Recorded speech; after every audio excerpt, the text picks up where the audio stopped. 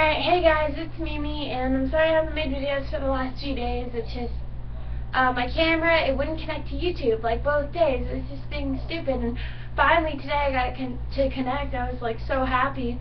But, yeah, I have a really crappy camera, so it never wants to work. I can barely get it to connect on a daily basis. So today I'm going to be doing, middle over splits. Now, they're like really weird and different, and I'm in jeans, so I'm not going to be able to go down all the way. But I'm going to try and make this a quick video, especially because of how much I'm going to do inside them, and then I'm going to do a few yoga moves, okay? So, here we go, yoga. So, oh, and then I have something to tell you at the end.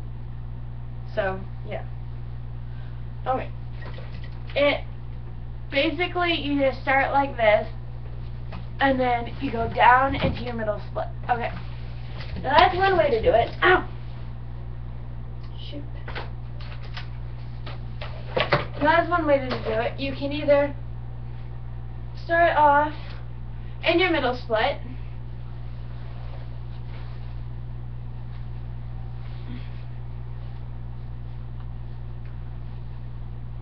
and have somebody lift one of your legs up. Seriously, that's what I have to do in martial arts. I am not allowed to just do my split anymore. I have to have, because he always makes us do middle split and like right split and then left split or whatever. And my sensei, everybody else will be on their middle split, you know, like a little bit out, and he has to come around and lift my leg up. I know I've told you guys that before, but it really hurts. Man, he was talking the other day, and he had, like, one of the black belts, his daughter take over, you know, warm-ups. And, thank God, because my leg didn't get lifted up.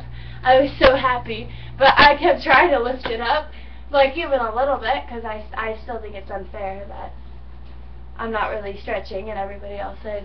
Another way that you can do it is you can start with your leg up on top of the object, like you do with your right split or your leftover split, and then you can slowly lower yourself into it. Now this is really high for my middle split, so I'm really not going to be able to do it. Ow. But, yeah. That's basically your middle over split. Like, this is really high.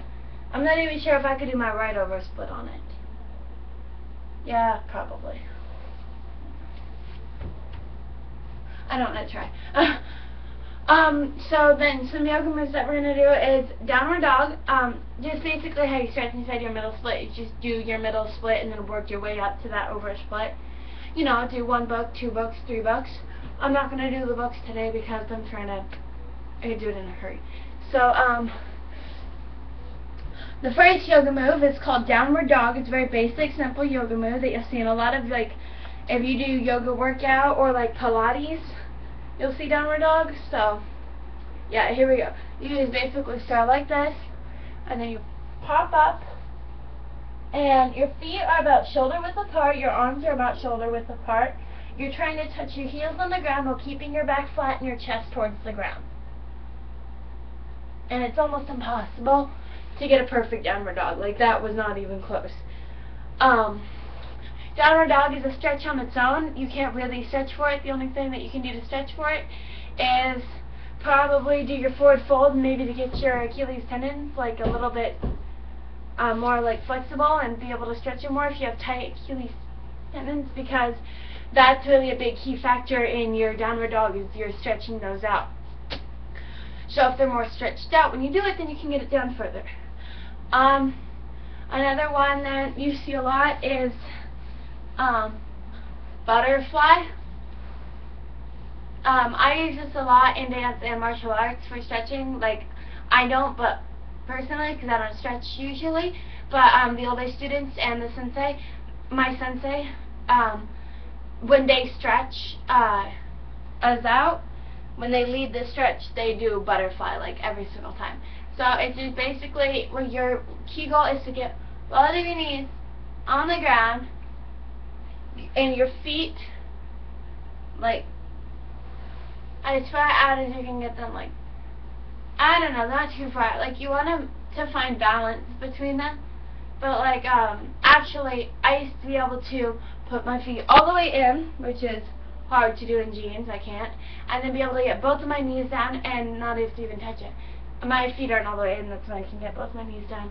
Now I have problems with my right, but this one always stays down. But if you're doing it and you want to, and then another thing that you can do in your butterflies, you can stretch over, and then you can grab around your feet and you can switch back, and then over and back, and then you can just sit here and I don't know.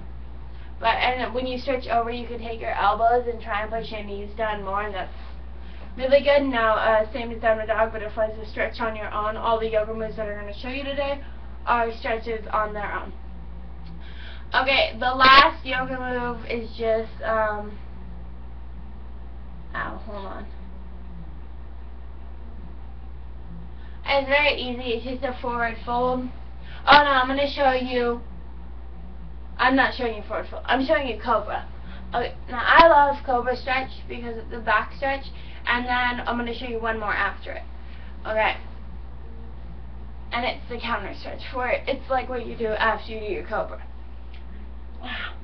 Now basically, your Cobra, when I do my Cobra, I can look behind me, but most people can't.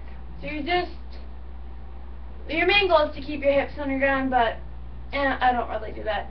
So really you should be like, because my hips are really high, they're like all the way up here, right here. So really I'd be like this,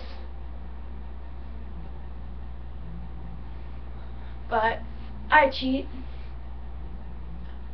and it looks way cooler when I cheat, so, and I can do my bird's nest either way, so, yeah, and then you can just do bird's nest, but we're not doing that, so, just a Cobra stretch. It's really good. Then the counter stretch for your Cobra stretch is just, I call them counter stretches, I don't know what you guys call them. It's basically the forward fold for a back bend.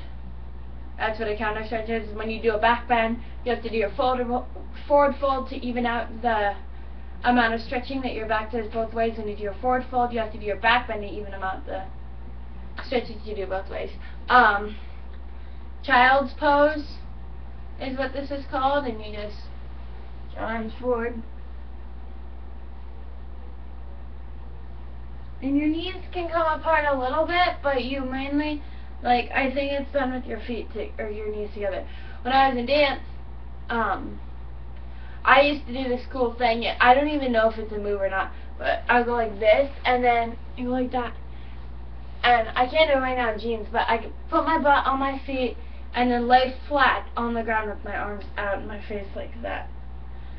And it was pretty cool. But I think it's mainly done with your feet together, and then you just touch your, and your body's really rounded in this. You don't want it to be like that, your head down and tucked under, and then you're rounded. So yeah. And then I just want to show you guys two more things. Well, tell you one, show you one, another. This isn't really like a move or anything. It's kind of just to strengthen your stomach muscles. This has actually been proven to be more effective than it's either 200 or 300 crunches, I can't remember. Is just holding this.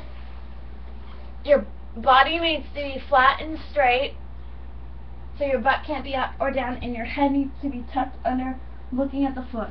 And just doing that for 1 minute will, it's like more effective than 200 or 300 crunches. Okay, and then the last thing. My martial arts isn't called Harangdo anymore. Something happened, but now it's called Surangdo.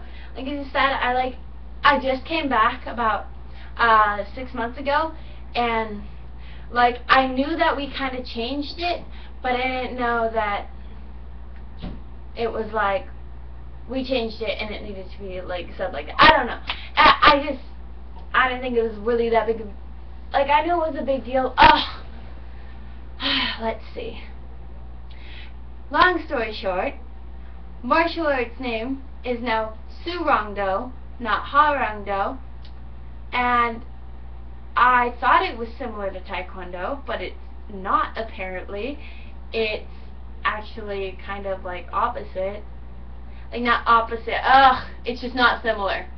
Alright, and Master Kim's name is Bong Gil Kim, not Gil Bong Kim. Thank you, my little sister.